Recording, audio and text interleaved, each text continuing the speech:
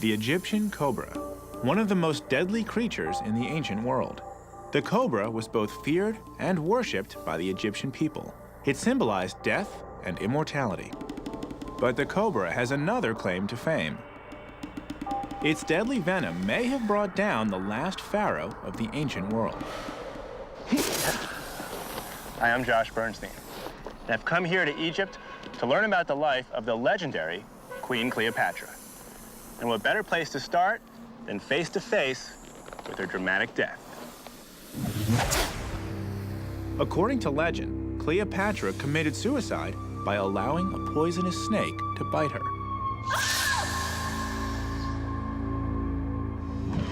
If the story is true, the snake in question would probably have been this one, the Egyptian cobra. So this is how much? 100 milligram. 100 milligrams. 100 milligram, yes. And this would kill how many people?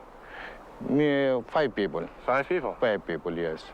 So now, sir, if this were to bite me, how long before I'm dead? 1 hour. 1 hour? 1 hour. And this is the snake that killed Cleopatra? That is a story. Okay. And that's the problem.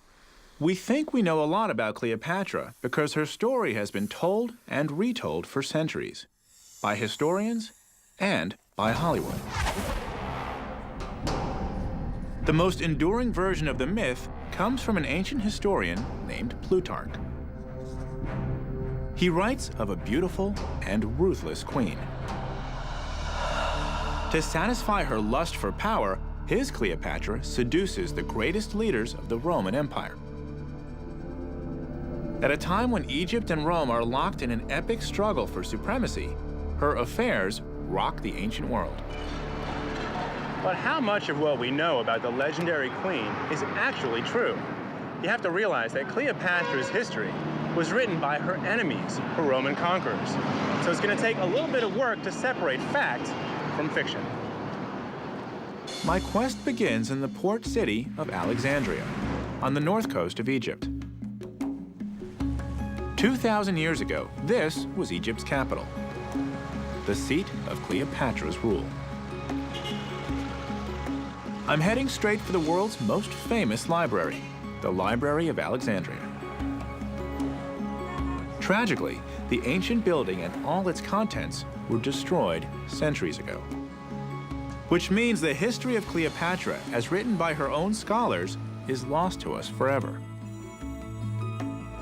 But there may be another source. I'm meeting Egyptian historian Dr. Okasha El-Dali to find out more. This has got to be the coolest library I've ever seen. This is the modern Library of Alexandria, Where they keep all the good stuff. and it houses a very special collection of ancient manuscripts.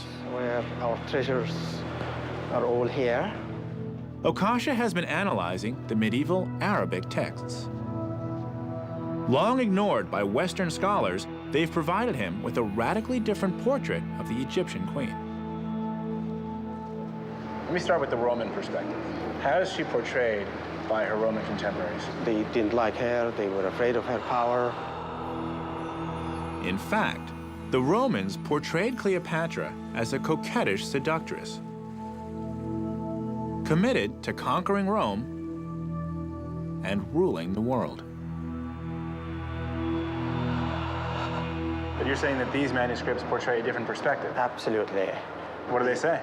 Well, a lot of these Arabic manuscripts are complimentary about her ability as a leader, but most importantly, they portray her as a great scientist. There is not one single mention whatsoever to her sexuality or even her physical appearance.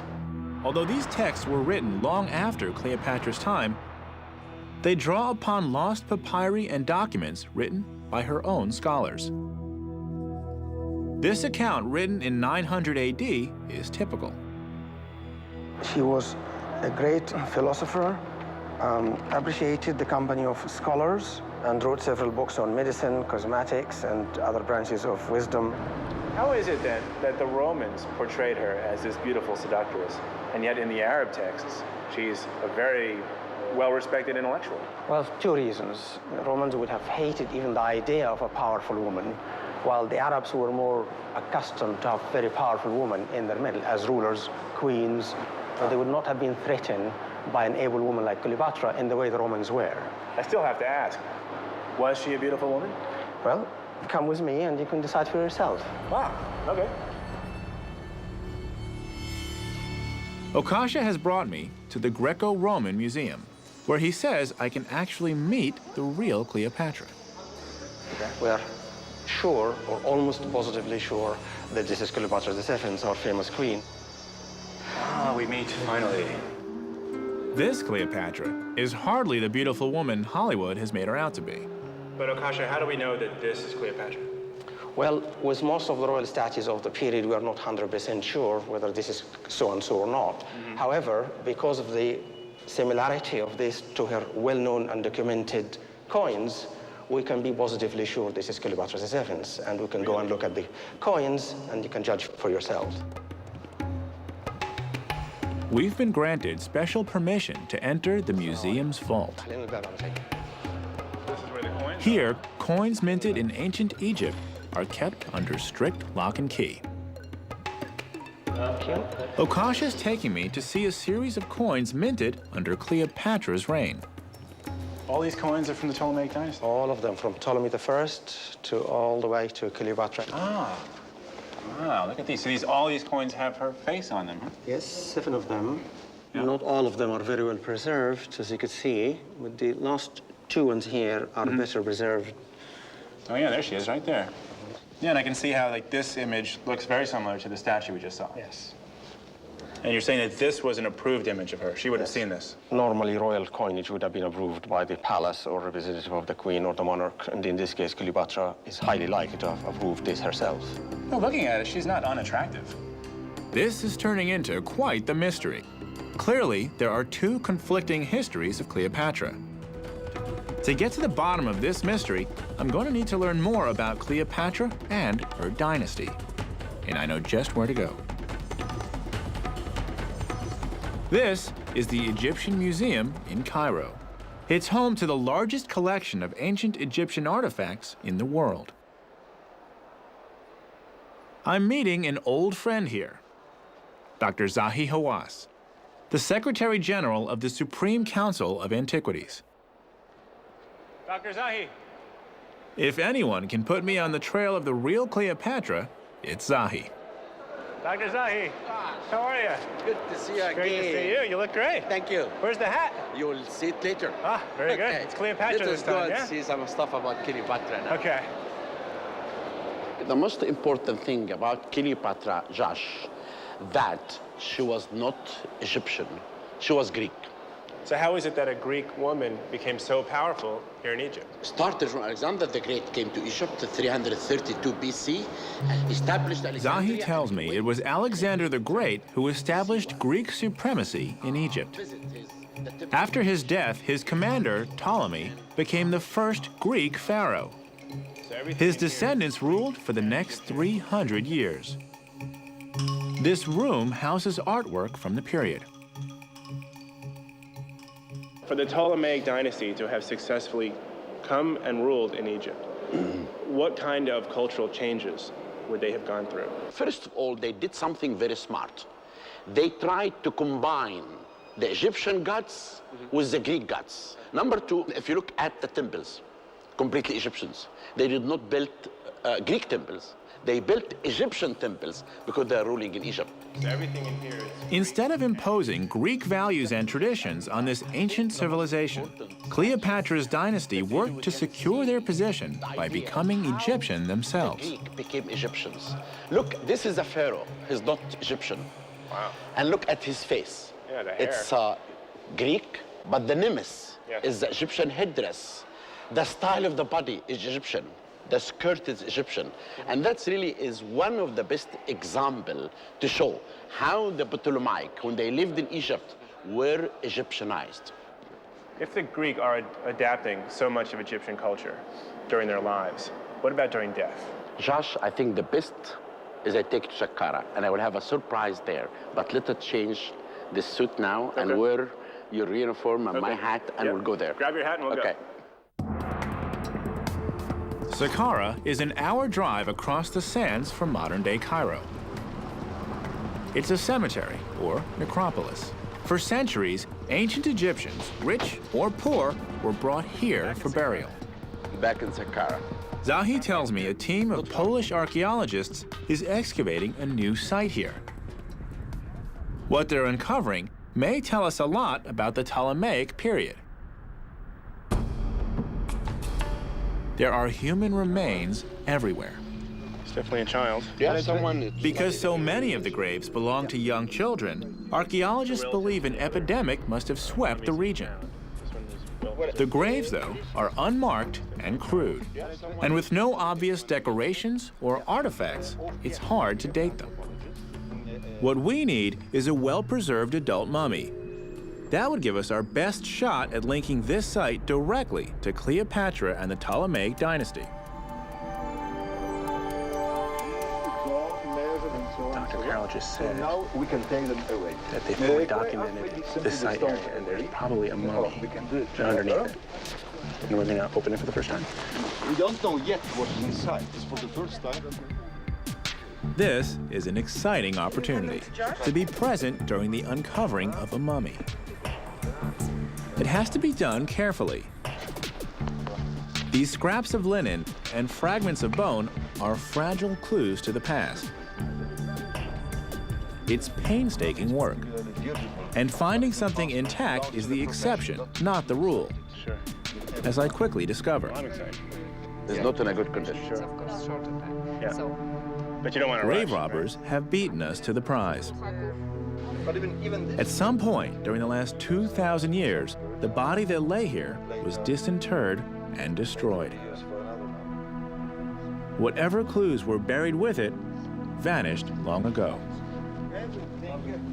Like so many graves at Saqqara, looters looking for treasure ravaged the tomb. with all the respect. Period. Then all freedom. This makes what Zahi is taking me to see next all the more precious. A few months ago. In 2005, one of his excavation teams made the find of a lifetime. It was buried unmarked just below the surface in this very place. A 2,300-year-old wooden sarcophagus, Where was this found? dating from the Ptolemaic dynasty. Remarkable enough, but when they opened the casket, That's it. Wow.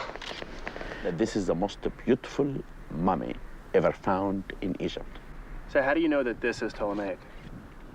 First of all, the face with the mask. This is a typical mask that started on the beginning of the Ptolemaic period.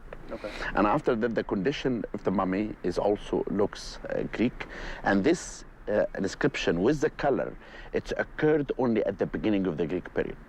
Then this is one of the this mummy confirms that Cleopatra's ancestors gave up their Greek burial traditions in favor of Egyptian rites. period like this mummy. But why would the Greeks lose their culture? They found out for us to live as an Egyptian, we have to be Egyptianized. And we have to die like an Egyptian. We have to have the uniform, the hieroglyphic, and the most important thing, in my opinion, they adopt the Egyptian belief of the afterlife. I'm just curious. This tells us a lot about Cleopatra's dynasty. But to get to know the real Cleopatra, I'm going to need more than just a beautiful mummy. Could this person... Zahi tells me Cleopatra's dynasty built a series of temples dedicated to Egyptian gods in southern Egypt. And after Perhaps I can learn more about Cleopatra there, and even get another glimpse of the queen herself. I'm leaving Cairo and heading south into the heart of Egypt.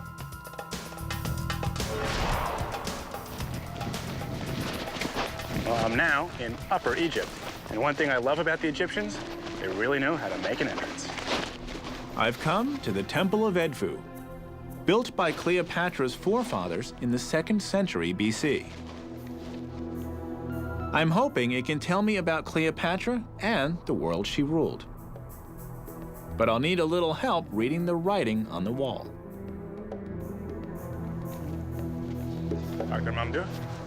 Hi, Josh. That's why I've asked Egyptologist Dr. Mamdouh El Damati to show me around. He can help me decipher the hieroglyphs. Beautiful place. It's a very beautiful place. And one of the most important temples from the Ptolemaic time. What was it that the Ptolemaic... Mamdouh tells me religion was extremely important in ancient Egypt. And the Ptolemies used this to win over their Egyptian subjects. The Greek system in finance. This temple is a prime example. But the Egyptian religion looked Edfu was built to honor the falcon-headed god, Horus. biggest statue of Horus. The ancient Egyptians believed their pharaohs were the physical manifestation of Horus on earth. By allying themselves with Horus, the Ptolemies were saying they too were gods. And as gods, they had the right to rule over the Egyptian people. Edfu was also the place where Egyptian priests recorded their most important historical events and traditions, right on the walls. Mamdouh wants to show me a particularly interesting inscription, This temple. They're recording everything on the walls. Yes, and look here. one which suggests that the Ptolemaic strategy for winning over the people didn't always work. This text tells us about a rebellion. And not just a minor rebellion. This one lasted through the reign of two pharaohs, from 205 to 186 BC. Wow, so this donkey says rebellion. And was it common for a rebellion to occur? Yes, it's a common. It was Yeah, common? Yeah, of King Ptolemy. These hieroglyphs show us there were sporadic Egyptian attempts to overthrow their Greek rulers. Look, here, when we have a representation of a king, we have always the two cartouches of the king. Asta, this name tells you who that is. Yes. When the rebellion started, they stopped the work. They were here by this cartouche, and they stopped the work and left a place here beside this cartouche, empty. Oh, because of the rebellion, they didn't know who would win. It's sure, because maybe the king in Alexandria, maybe the rebel in Thebes. And they did that up there too, huh? They didn't even put a cartouche at It's all. the same, yeah. And since they Mamdouh explains that the Ptolemaic position was precarious. They were here by this cartouche. Bottom line, they were foreign rulers occupying a proud and ancient civilization. Beside this cartouche. There was a constant threat of rebellion. So when Cleopatra comes into power, she too has to manage this risk. The people could turn against her. She had to do that. Now I'm getting somewhere. This gives me a sense of the pressures that the pharaoh Cleopatra would have faced. Still, this is the temple of her forefathers. It's time to get closer to Cleopatra herself. We're leaving Edfu and traveling 70 miles along the Nile to a temple that Cleopatra built, called Dendara. To get there, we're taking a traditional boat called a felucca. It's a relaxing way to travel. Love story, also called And it gives Mamdouh a chance to fill me in on Cleopatra's early history. To Cleopatra. Cleopatra. Yes. Tell me, what do you want to know about Cleopatra? Well, we've talked about her family in the Ptolemaic dynasty. Yeah. Why don't we start with Cleopatra and when she actually took over? Cleopatra was young, sharp, smart, intelligent. Cleopatra was just 18 years old when she became queen. At the same time, the mighty Roman Empire was marching through the known world. Rome's armies controlled nearly 2 million square miles of territory, from Western Europe to Asia Minor. The driving force behind the empire was the 52-year-old Julius Caesar, the most powerful man of his time. Cleopatra had to win Caesar's support if she was to keep her throne, and that's exactly what she did. Her meeting with Julius Caesar is one of the most enduring stories in the Cleopatra legend. It's 49 BC. Caesar is in Egypt to collect on a loan. Wrapped in a carpet, Cleopatra smuggles herself into Caesar's inner chamber. And in one night, she wins over the leader of the known world and the man himself. The result of the relationship is a child named Caesarion. He is Caesar's first and only son.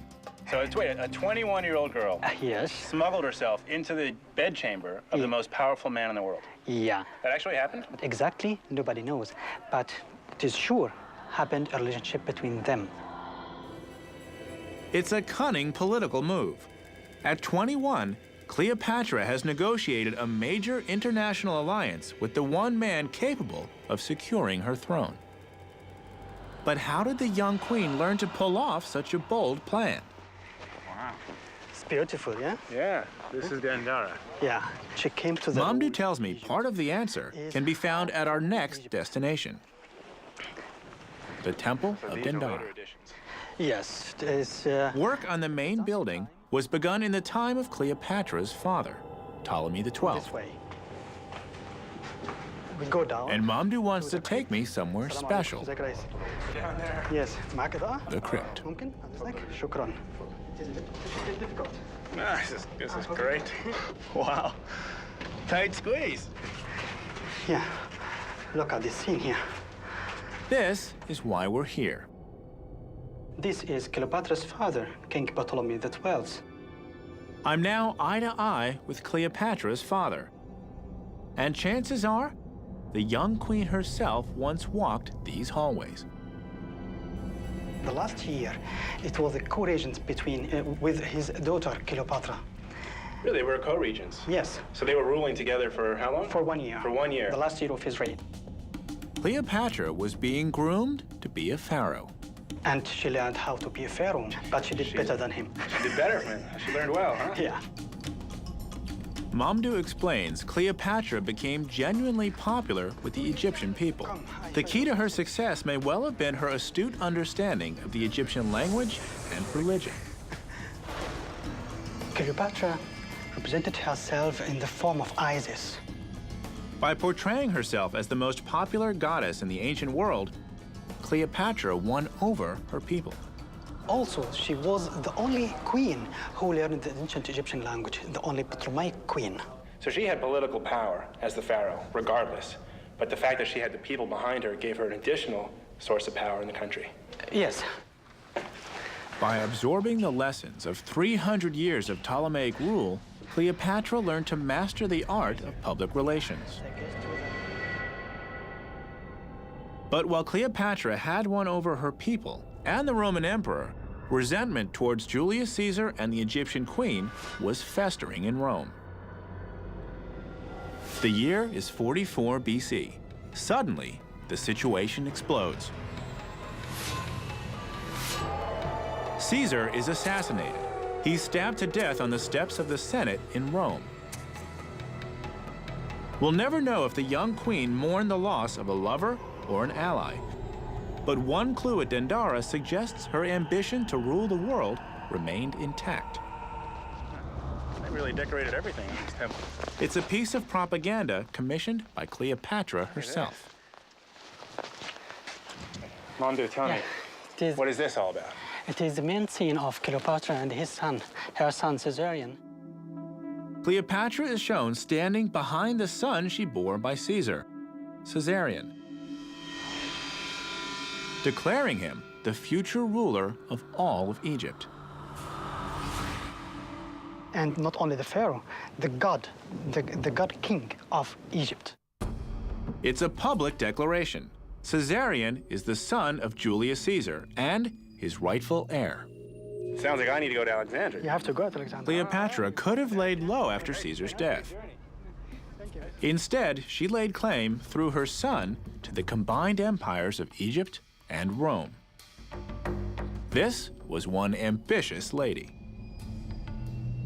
So why did it all end in suicide? I'm traveling back to Alexandria, the seat of Cleopatra's dynasty in Egypt. From Cairo, it's about a 2-hour train ride, so it's a good time for me to do a little more research. After Caesar's murder, Rome was plunged into crisis. 2 men seized power and divided the empire. Octavian, Caesar's proclaimed heir, was given control of the western provinces, and Mark Antony, Caesar's loyal commander, got the eastern domains.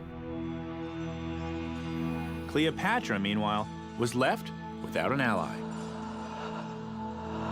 Caesar's will made no mention of his Egyptian son, Caesarion. Without Roman support, her hold on Egypt and her greater ambitions would be doomed.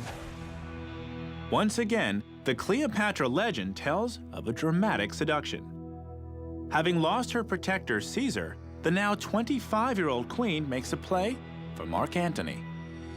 She stages a dramatic meeting, and they fall in love.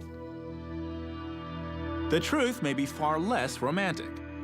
Cleopatra needs Antony to protect her interests against the expanding Roman Empire. But Antony has an agenda of his own. The young soldier is a good-looking and popular leader, but his position in Rome depends on his ability to win wars for the empire. And for that, he needs money. Cleopatra is a very powerful queen, ruling from one of the wealthiest cities in the Mediterranean world. This is Alexandria. It was the capital of the Ptolemaic dynasty and the center of Cleopatra's power. Founded along the Mediterranean in 332 BC by Alexander the Great himself, it was one of the largest and most influential cities of its time. It was the New York of the ancient world, a prosperous center for international trade and shipping. So the palace of a PR-savvy queen like Cleopatra must have been spectacular. But finding the evidence isn't going to be easy. Over the past 2,000 years, much of the ancient metropolis has disappeared beneath a modern city of 5 million people. But I've heard there's an archaeologist who can help me. He spent decades uncovering ancient Alexandria, deep below the streets of the modern city. An entrance to the underworld of Alexandria with a staircase. Pretty cool. I'm looking for Dr. Jean-Yves Empereur of the French Center for Alexandrian Studies. This is his current project. These ancient caverns are part of an extensive underwater storage system that was designed and built by the Ptolemaic dynasty. Hello. Hello. Ah, doctor. Nice to meet you. Where did this water come from? From the Nile River. So when the Nile floods, Yes, it flows exactly. over into the Floods system. the canal Into the and filling the system. Jean-Yves tells me a vast network of cisterns spreads out beneath the city. In Cleopatra's time, it provided the population of Alexandria with enough fresh water for a year. If all of these cisterns were full of water, how many people could be living in Alexandria? Oh, we think its population was about 500,000 inhabitants. 500,000 people? Yes. It was the biggest city in the Mediterranean. Wow. And they all drank this water. 500,000. By ancient standards, that's huge, about the same size as Rome at the time. This shifts my perspective on Cleopatra.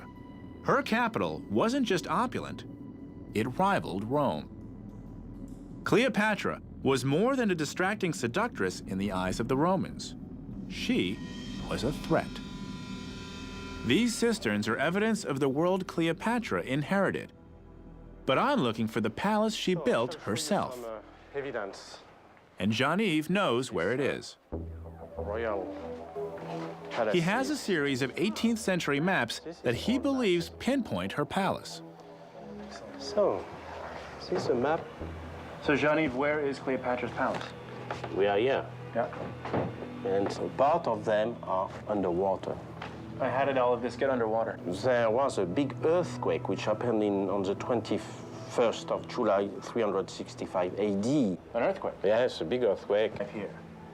So an earthquake destroyed the palace in the 4th century AD. So it's very muddy. But considering the monumental scale in which Cleopatra did things, there's a good chance something remains. Turkey with And house I guess wind, the right yes. people. So if I want to find it, I'm going to have to get wet. Yes, And I have to find the right guys to help me. exactly. And I know just who I'm going to call. It just so happens that two of the world's leading underwater explorers are here in Alexandria. John Chatterton and Richie Kohler. My friends, the deep sea detectives. These guys are always up for a challenge. Well, we got everything set up with the dive shop. Okay. And all you got to do is give us a little more information on exactly where it is you want to dive. I do have a general sense of where in the harbor I want to dive, but I would defer to your expertise to show me how we're going to do that. The deep-sea detectives are here to find the remains of one of the 7 wonders of the ancient world, the Pharaoh's Lighthouse. But they've agreed to help me find Cleopatra's palace first. This is cool. John and Richie are the very best at what they do. This had been the center, the capital of the Ptolemaic dynasties. So for 300 years. The Alexandria Harbor is a designated archaeological site. Diving is strictly controlled. But the Supreme Council of Antiquities has given us the go-ahead. What's your place? What you want. So just when you find a nice... Over the years, a series of excavations has taken place. Enough has been found to convince archaeologists that the palace is here. So we're starting in this area of the harbor? Yes. Yeah? Makes sense? Yeah. And then once we get a sense of what's actually down there, we'll come back up, regroup, and do a better second dive. Is that right? Let's go diving. Yeah. Okay. Let's go. All right. We've been warned that time and nature have destroyed much of what lies below the surface. But we could get lucky. Thanks, buddy. It's the moment of truth. Josh, you ready? Let's do it, man.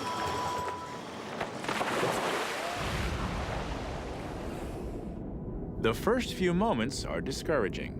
The water is a turbid brown soup, full of sediment. Josh, can you hear me? This is John. Yeah, I can hear you, John. We were expecting poor visibility, but this is really dark and murky. Once we're below the first 5 feet, though, the water gets a little better. Soon, we see a lot of man-made objects covered in sediment and algae.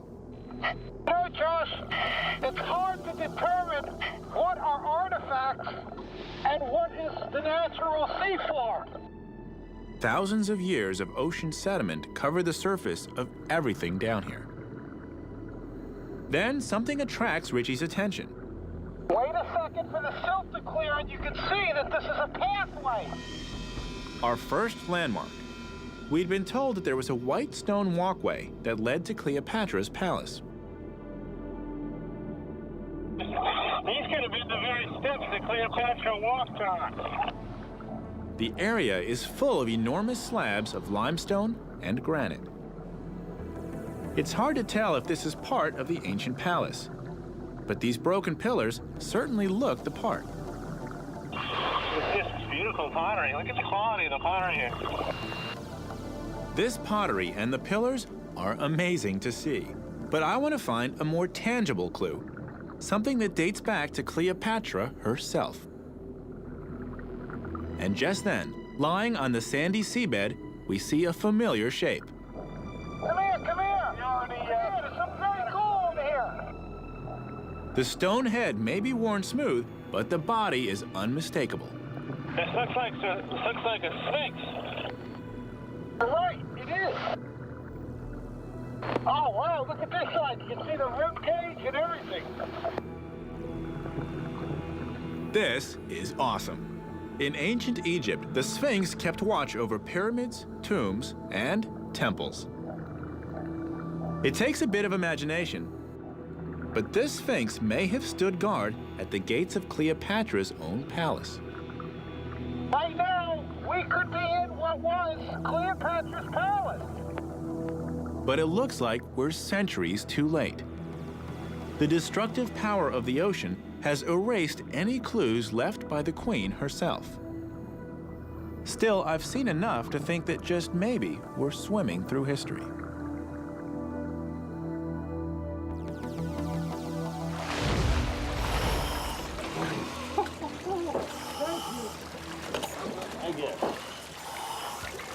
That was really impressive. That was a good one. That was a good one. without moving really any of the sand, you were able to locate all this amphorae. There was broken pottery everywhere you looked. Yeah, it's frustrating. I wanted to touch it and actually wanted to bring it up here and look at it more carefully. We've had very few experiences where we've been able to dive and see artifacts that were that old. And we could have been literally just like this close to something like Cleopatra touched. Absolutely. Time and nature destroyed the legacy of Cleopatra. But what caused her downfall? In the end, Cleopatra herself remained silent. The only accounts left to us are those written by Roman historians. In their version of events, Cleopatra is becoming increasingly dangerous to Rome. Not only has she subverted its golden boy, Mark Antony, but her son by Caesar is a potential challenger to Roman authority. In short, Cleopatra is a threat to the Republic. And in 32 BC, Rome declares war. Now Egypt is caught in the middle of a power struggle for Rome. On one side, Antony and Cleopatra. On the other, Octavian, Caesar's proclaimed successor. In 31 BC, just off the coast of Actium, Greece, their two fleets come together in a decisive naval battle. Antony and Cleopatra are utterly defeated.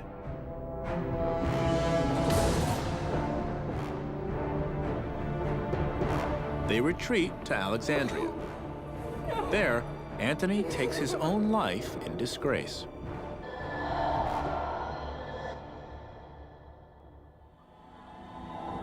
Okasha Eldali meets me by a broken statue of Mark Antony, a final legacy. Antony himself, there have been several But portraits. for the great queen of Egypt, Cleopatra, there's even less to see.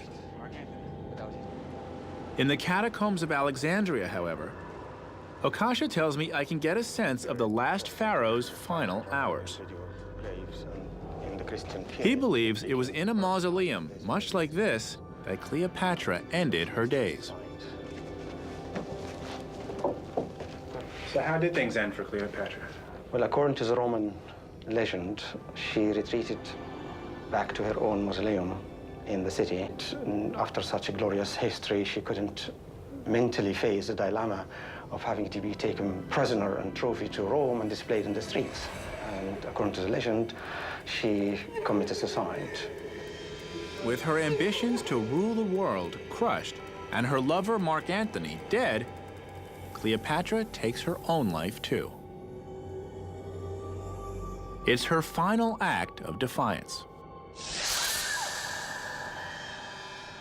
Did she actually die by snake bites? Yes, well, we're not quite sure if this was the case. There's a very interesting element here because Cobra is a divine aspect of Egyptian religion. And for the queen to meet her death at the hands of such a divine creature is part of that myth. She chose a symbolic death, a lasting testament that would mark the end of an age.